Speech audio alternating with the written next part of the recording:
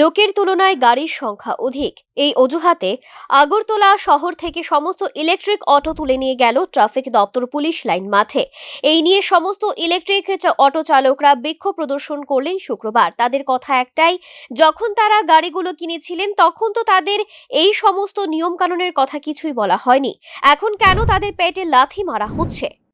TVS শোরুমে গিয়া দিই 30টা গাড়ি লাইন ধরাইছে, মানে এটি ডেলিভারি হইব, তাইলে কি কইরা দিতেছে।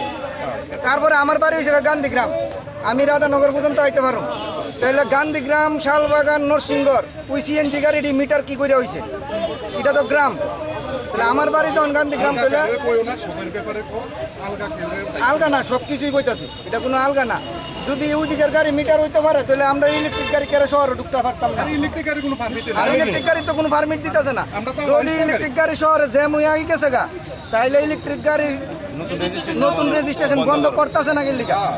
এটা রেজিস্ট্রেশন যে দিতেছে বিকালসের কি এমবিআই অফিসার ছাড়া সই ছাড়া রেজিস্ট্রেশন হইতেছে, এমবিআই অফিসার দিতেছে। প্লাস আমাদের যে পরিবহন মন্ত্রী সুশান্ত চৌধুরী মহোদয়, সুশান্ত চৌধুরী মহোদয় তাই নাও জানতেছে, তাই নাও জানে, তাইলে কেন এই গাড়ি রুজ দিতেছে আর আমরা পরিশানি করতেছে। ইলেকট্রিক গাড়ির অটো চালকদের একটাই বক্তব্য, রাজ্য সরকার বিষয়টা দেখুক একদমই সুন্দরভাবে। এই সরকার জনগণের সরকার, এটা মুখ্যমন্ত্রীর কথা। তাই সমস্ত ইলেকট্রিক অটো চালকদের একটাই আশা, এই বিষয়টা হয়তো দেখবেন খুবই অনুসন্ধান করে রাজ্যের মুখ্যমন্ত্রী। Bureau report, news now.